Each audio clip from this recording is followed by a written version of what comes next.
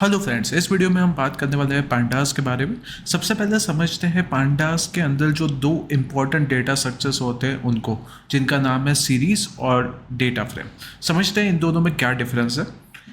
एक मैंने table draw किया हुआ है, जैसे कि आप देख पा रहे हो यहाँ पे स्टूडेंट्स की इन्फॉर्मेशन मैंने लिखी हुई है, नेम, आईडी, फ़ोन नंबर और सिटी। ये चार इन्फॉर्मेशन यहाँ पे मैंने स्टोर करवाई है और टोटल 5 स्टूडेंट्स के बारे में मैंने ये डेटा रखा हुआ है, राइट। सो इसको मैं ऐसा भी बोल सकता हूँ, let's say student 0, student 1, student 2, student 3 और स्टूडेंट 4। वैसे करके रोज़ के बारे में मैं बताऊँ तो मेरे पास 5 रोज़ है। अगर कॉलम्स के बारे में बताऊँ तो मेरे पास 4 कॉलम्स है, राइट। सो मेरे पास column 1, column 2, column 3 and column 4 है। और in terms of rows I have row 0, row 1, row 2, row 3 and row 4, ऐसी 4 रोज है। अगर मैं ये पूरे टेबल की बात करूँ तो इसको हम पांडास में बोलेंगे data frame, right. Data frame नाम से ऐसा लग रहा है कि क्या ही होगा, बट ये कोई डिफिकल्ट कंसेप्ट नहीं है। मेन ये टेबल स्ट्रक्चर का डेटा अगर मेरे पास होगा तो उसको मैं बोलूँगा डेटा फ्रेम। और यहाँ पे वैसे मैंने एक्चुअल एंट्रीज नहीं डाली हुई है, जस्ट कुछ रैंडम वैल्यूज फिल की हुई है ताकि ये कंप्लीट दिखे। बट हमारा ऑब्जेक्टिव है टेबल के अंदर की एंट्रीज को समझना नहीं, अभी तो हमारा ऑब्जेक्टिव है जस्ट डेटा फ्रेम क्या होता है वो समझना। आपको होपफुली क्लियर हो रहा है कि क्या डेटा फ्रेम है। जे टेबल टाइप का स्ट्रक्चर अगर मैं कंसिडर करूँ तो वो एक डेटा फ्रेम है। तो यहाँ पे एक इंपॉर्टेंट चीज़ रहेगी, वो है इंडेक्सिंग की। रो का इंडेक्स बाय डिफॉल्ट होगा ही, राइट। हर एक रो को हम कोई एक वैल्यू से एक्सेस कर पाएंगे, राइट। ये इंडेक्सिंग मैंडेटरी होगा हमारे डेटा फ्रेम में, और ये इंडेक्सिंग से हम एक्सेस कर पाएंगे रो एलिमेंट्स को। और कॉलम को रेफर करने के लिए हम कॉलम नेम्स का ही यूज़ करेंगे, ठीक है। ये आपको ध्यान में रखना है कि रोज के लिए हमारे पास इंडेक्स है और कॉलम्स के लिए हमारे पास कॉलम नेम्स है, और इन दोनों का यूज़ करके हम कोई भी एंट्री को रिफ़र कर सकते हैं। जैसे कि रो 0 और एलिमेंट, लेट्स से आईडी क्या है रो 0 में, तो मैं 0, आईडी लिख के ये पर्टिकुलर 1 को एक्सेस कर पाऊंगा, राइट। ये आइडिया रहता है एक्सेसिंग का।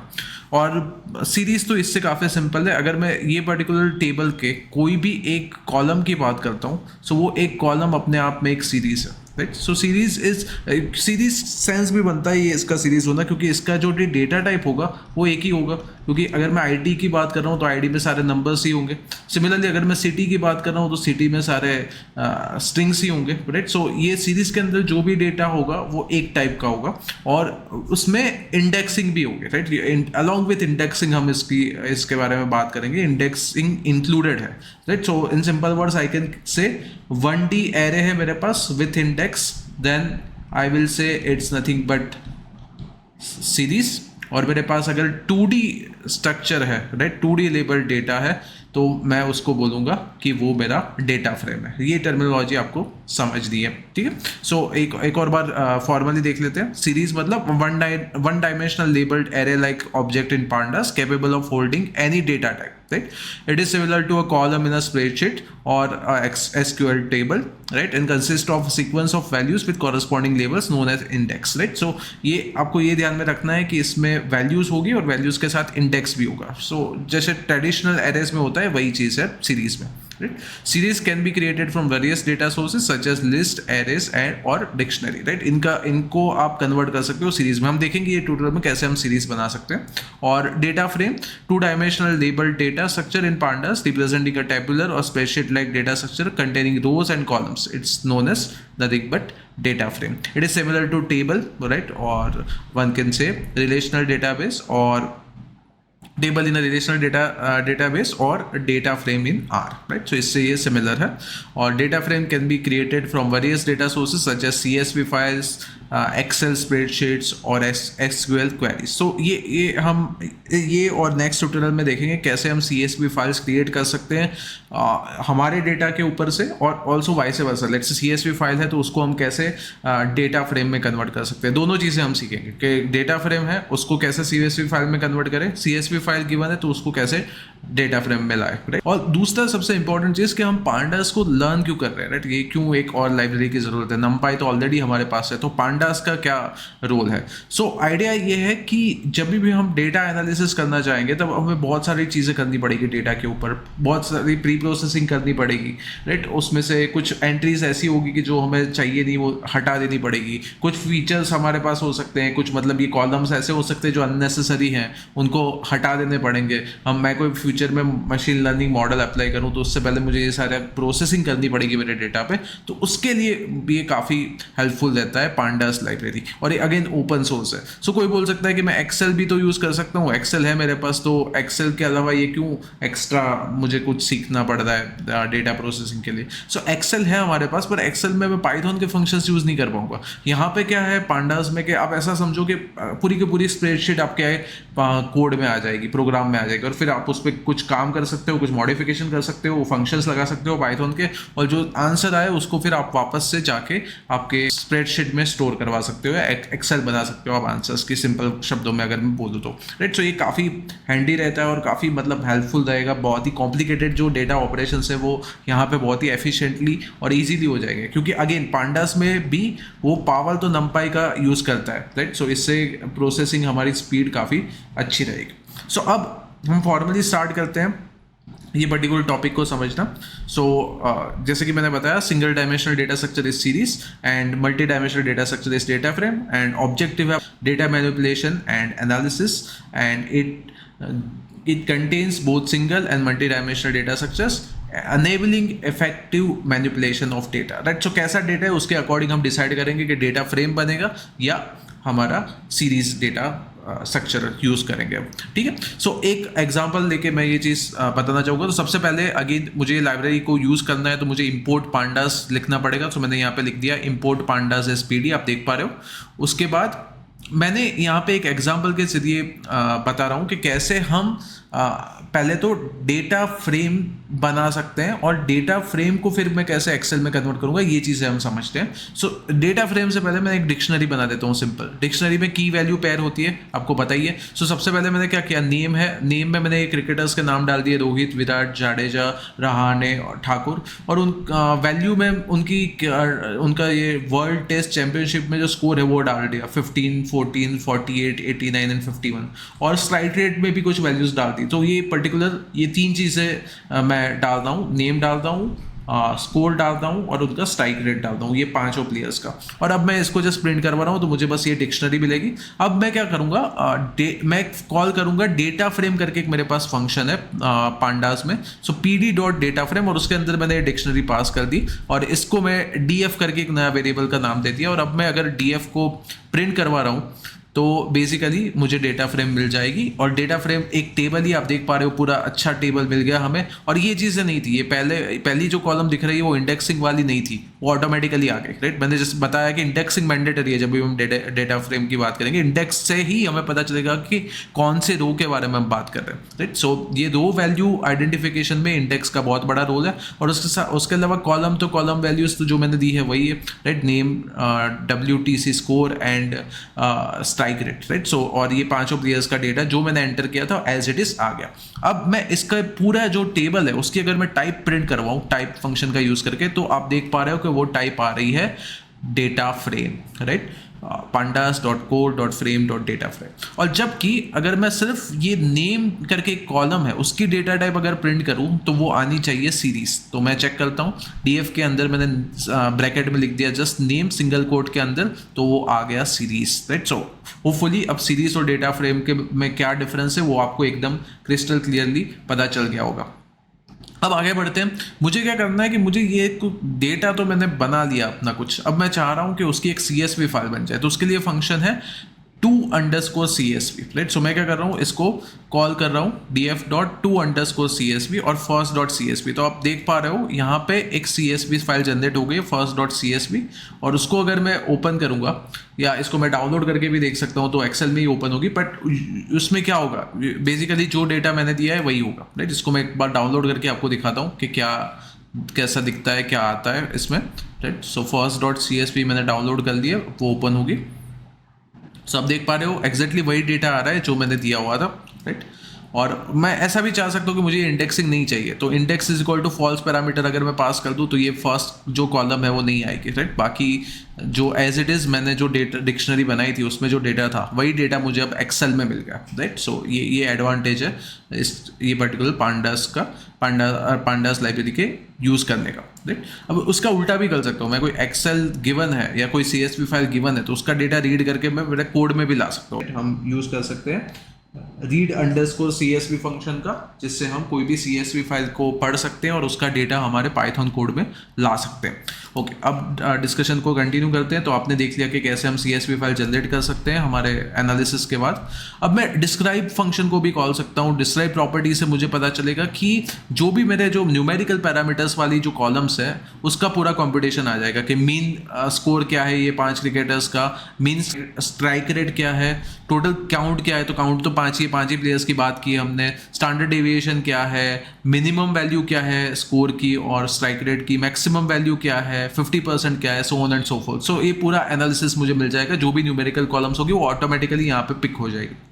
अब मैं df.head करूंगा तो टोटल 5 एंट्रीज मुझे दिखेगी। हेड मतलब शुरू की 5 एंट्रीज, पर यहाँ पे तो है टोटल 5 एंट्रीज इसलिए 5 दिख रही है। पर ये हेल्पफुल रहेगा जब मेरा डेटा बहुत ही बड़ा होगा, लेट्स से 1 मिलियन रोज है या 2 मिलियन रोज है, मैं सारी रोज तो प्रिंट नहीं करूंगा, मैं हेड ही प्रिंट करूंगा, तो उससे मुझे एटलीस्ट टेस्ट पता चले कि किस टाइप का डेटा है मेरा, वो जानना है। तो जस्ट मैं df.head करके dataFrame.head करके सिर्फ शुरू की 5 एंट्रीज मैं प्रिंट करवा सकता हूँ। सिमिलरली मैं इसमें आर्ग्यूमेंट पास करूंगा लेट्स से 2, तो सिर्फ पहली 2 रोज ही आएगी, राइट, रो 0 एंड रो 1।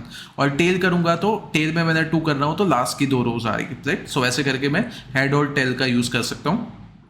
अब मुझे क्या करना है कि मुझे कुछ चेंज करना है, तो चेंज मैं डायरेक्टली नहीं करूंगा। मैं क्या करूंगा, ये प्रैक्टिस आप रखना कि डेटा फ्रेम को आप डायरेक्टली चेंज करने की कोशिश ना करें, नहीं तो उसमें व्यूज जनरेट होते हैं यूजुअली और फिर वो चेंजेस रिफ्लेक्ट ना भी हो। इसलिए बेटर है कि आप एक कॉपी बना लो जो भी डेटा फ्रेम के ऊपर आपको ऑपरेशन करना है उसके लिए। सो मुझे क्या करना है, DF में कुछ चेंज करना है, तो मैंने DF1 करके एक नई डेटा फ्रेम बना ली, ठीक है, और उसको DF1 को मैंने प्रिंट कर दिया, तो वो एक्जैक्टली वही है जो मुझे चाहिए, वो राइट, ओरिजिनल मेरी जो है वो वैसी है।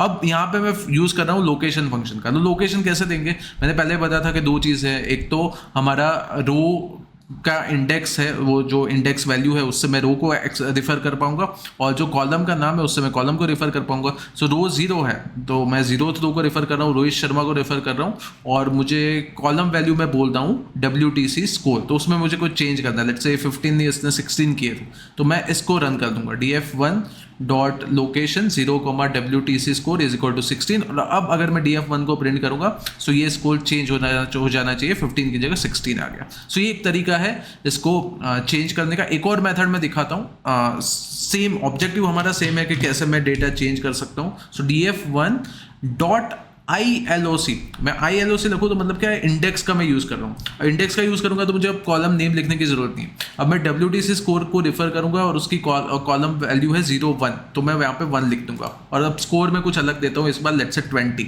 और अब चेक करते हैं कि ये 20 आ रहा है DF1 में या नहीं।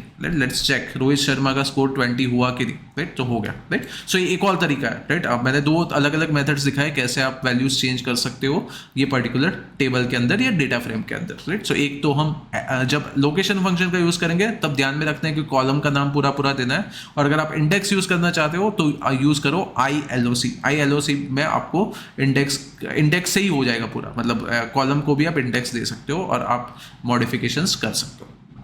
ओके, अब सीरीज के बारे में देखते हैं, सीरीज कैसे क्रिएट करें। तो मैंने पहले बिगिनिंग में बताया था इंट्रोडक्शन में कि आप लिस्ट से सीरीज बना सकते हो, तो कैसे बना सकते हैं। सो जस्ट pd.series फंक्शन को कॉल करना है। यहाँ पे हमने देखा था कि अगर मुझे डेटा फ्रेम बनाना है तो मैं किस फंक्शन को कॉल कर रहा हूँ, डेटा फ्रेम बनाना है तो मैंने pd.dataFrame को कॉल किया था। अब यहाँ पे मुझे सीरीज बनाना है तो .series फंक्शन को कॉल करूँगा, काफ़ी स्ट्रेट फॉरवर्ड और ईजी है, राइट। pd.series और ये लिस्ट को पास कर दिया और फिर प्रिंट करवा दिया तो ऑटोमेटिक सीरीज आ गई। तो सीरीज में ये ध्यान में रखना है कि सिर्फ ये एलिमेंट्स नहीं है, उनके साथ उनकी इंडेक्स वैल्यू भी, और इंडेक्स वैल्यू बाय डिफॉल्ट 0 से स्टार्ट हो, ठीक है। अब इसके टाइप प्रिंट करवाऊंगा तो ऑफकोर्स वो सीरीज ही आएगी। अब मैं इंडेक्स वैल्यू चेंज भी कर सकता हूँ, यहाँ पे मुझे ऐसा नहीं चाहिए कि 0 1 2 3 4 आए, मुझे ऐसा चाहिए कि ABCDE आए। सो मैं यहाँ पे जब सीरीज क्रिएट हो रही है उसके साथ मैं बोल सकता हूँ कि इंडेक्स मुझे ये चाहिए, इंडेक्स ये लिख दूंगा मैं ABCDE, तो अब चेंज हो गया। देखो आप आउटपुट में क्या आ रहा है, A के सामने 11 हो गया, B के सामने 12 हो गया, C के सामने 13। अब इंडेक्स फॉल्स भी कर सकते हो, तब इंडेक्स नहीं आएगी, राइट। सो आपके ऊपर है कैसे आप मैनेज करना चाह रहे हो अपने डेटा को। अब आप डिक्शनरी भी पास कर सकते हो, डिक्शनरी की वैल्यू पहले हमने डिटेल में देखा हुआ है, तो ए के सामने 1 आ जाएगा, बी के सामने 2 आ जाएगा, की मेरी जो है वो इंडेक्स बन जाएगी इन शॉर्ट। सो इंडेक्स मेरी ABC है और सामने वैल्यू से 1 2 3, तो डिक्शनरी का यूज़ करके भी आप सीरीज बना सकते हो। और आप डिक्शनरी में जो की है उसको भी चेंज कर सकते हो, मतलब इंडेक्स वैल्यू आप चेंज कर सकते हो। जैसे यहाँ पे मैंने इंडेक्स कुछ अलग दिया है, BCAD, राइट। सो BCAD के सामने 2 3 और 1 आ गया, और यहाँ पे कुछ NaN आ गया, राइट। सो वैसे करके ये वर्क करेगा। बट अगर पैरामीटर मैच होगा तो उसके सामने वो वही वैल्यू देगा। जैसे कि B है पहला पैरामीटर, तो B की वैल्यू 2 है, इसलिए यहाँ पे 2 पहले आ गया। फिर C है तो C की वैल्यू 3 है, तो यहाँ पे 3 आ गया। और A है तो A की वैल्यू 1 है, तो यहाँ पे 1 आ गया। सो इसमें बेसिकली ये इंडेक्स वैल्यू देने से क्या होगा कि ये ऑर्डरिंग फॉलो होगी। यहाँ पे जो ऑर्डर में है, क्योंकि यहाँ पे मैं कुछ डी के सामने तो कुछ है ही नहीं, तो इसलिए नॉट एप्लीकेबल आ गया, NaN आ गया। बट यहाँ पे आइडिया क्या है कि यहाँ पे जिस ऑर्डर में लिखा है वही ऑर्डर में मुझे एंट्रीज मिलेगी, और अगर वो डिक्शनरी में प्रेजेंट है तो उसकी वैल्यू मुझे मिल जाएगी। जैसे B डिक्शनरी में प्रेजेंट था तो उसकी वैल्यू मिल गई, C प्रेजेंट था तो उसकी वैल्यू मिल गई, A प्रेजेंट था तो उसकी वैल्यू मिल गई, सो on and so forth. So hopefully ये क्लियर होगा कि इंडेक्स इज इक्वल टू ये लिस्ट बनाने से क्या बेनिफिट हो रहा है। नेक्स्ट हम इंडिविजुअल एलिमेंट्स को रिफर कर सकते हैं, बहुत ही आसान है। यहाँ पे तो 1D है, तो जैसे इंडेक्स वैल्यू लिख देना है। जैसे यहाँ पे मैंने थर्ड एलिमेंट को रिफर करना है, तो थर्ड एलिमेंट होगा 40, क्योंकि इंडेक्स 0 से स्टार्ट होगा, तो थर्ड एलिमेंट होगा 40। अब मुझे ऐसा चाहिए कि लास्ट के एलिमेंट्स प्रिंट हो, लास्ट के 4 एलिमेंट्स प्रिंट करना है मुझे, तो 100 90 80 और 70 वो प्रिंट हो गए, -4 से स्टार्ट किया इसलिए। अब मैं चाह रहा हूँ कि शुरू के 3 एलिमेंट्स प्रिंट हो, राइट। तो उसके लिए मैं ये कॉलन के बाद 3 लिखूंगा, तो पहले के 3 आ गए। और अगर मैं बीच के प्रिंट करवाना चाह रहा हूँ तो यहाँ पे बीच के एलिमेंट्स प्रिंट हो गए, राइट। आप देख पा रहे हो कि क्या हो रहा है, पहले 3 स्किप हो गए, राइट। 0 1 2 ये स्किप हो गए, फिर 3 से स्टार्ट हो गए 3 4 5, राइट। और फिर आप एंड कर रहे हो 6 पे, राइट। सो ये हो गया आपका दूसरा एक तरीका, राइट। मतलब ये स्लाइसिंग ही है एक तरह से, और कुछ नहीं है कि आपको चाहिए कि आपको पूरा सीरीज प्रिंट नहीं करवाना, कुछ कुछ एलिमेंट्स को प्रिंट करवाना है, तो हम ऐसा करके प्रिंट करवा सकते हैं। नेक्स्ट हम क्या कर रहे हैं, और मैथमेटिकल ऑपरेशंस देखते हैं। तो लेट्स से S3 करके एक मैंने ऐसा बना दिया है ये सीरीज, और ये जा रही है 1 to 10 तक। अब मैं उसमें 3 ऐड कर रहा हूँ, 3 ऐड करूँगा तो चेंज हो जाएगा, देख पा रहे हो सारों में 3 ऐड हो जाएगा, जितने भी एलिमेंट्स हैं सब में 3 ऐड हो जाएगा। तो 1 का 4 हो गया, 2 का 5 हो गया, 3 का 6 हो गया, 4 का 7 हो गया, एंड 10 का फाइनली 13 हो गया। सिमिलरली मैं सब्ट्रैक्शन करूंगा तो वो सब में सब्ट्रैक्शन होगा, राइट। लेट्स से मैं S3 -9 करूंगा तो वो सब में, राइट, -9 हो जाएगा, राइट। सो वैसे करके ये वर्क करेगा, right. So 1 -9 -8, right, so on and so fourth. तो लास्ट वैल्यू मेरी 10 थी, तो 10 -9 करूंगा तो 1 आ जाएगा, राइट। सो इसलिए यहाँ पे 1 आया हुआ है। फिर 2 सीरीज को, ऑब्जेक्ट को हम ऐड भी कर सकते हैं, जैसे S3 और S2 को ऐड कर सकते हैं। सो एक 10 20 30 वाली थी, एक 1 2 3 4 वाली थी, तो उस हिसाब से दोनों में ऐड हो गए। 10 वाले में 1 ऐड हुआ तो इसलिए 11 आया, और 100 वाले में 10 ऐड हुआ इसलिए 1 1 0 आया, राइट। सो 2 सीरीज ऑब्जेक्ट को हम ऐड भी कर सकते हैं। नेक्स्ट हम मल्टीप्लिकेशन करेंगे तो एलिमेंट वाइज मल्टीप्लिकेशन होगा, राइट। सो आप देख पा रहे हो कि मल्टीप्लिकेशन परफॉर्म हो गया सारे एलिमेंट्स पे, और डिवीजन भी सिमिलरली सारे एलिमेंट्स पे ही परफॉर्म होगा। अब नेक्स्ट लेक्चर में हम एक प्रैक्टिकली डेटा सेट लेंगे और उसके डेटा फ्रेम बना के हम उस पर बहुत सारा एनालिसिस करेंगे, ताकि और क्लैरिटी आए कि कैसे पांडास वर्क करता है, राइट। और क्या क्या बेनिफिट्स हो सकता है डेटा एनालिसिस में और डेटा प्री प्रोसेसिंग में अगर हम पांडास का यूज़ करते हैं तो। और होपफुली ये वीडियो से आपको एटलीस्ट ये जो बेसिक कंसेप्ट्स हैं उनके बारे में अच्छे से समझ में आ गया होगा, क्या होता है डेटा फ्रेम, क्या होता है सीरीज, और कैसे उन दोनों का यूज़ करके हम बहुत सारे ऑपरेशंस परफॉर्म कर सकते हैं पांडास में। Thank you.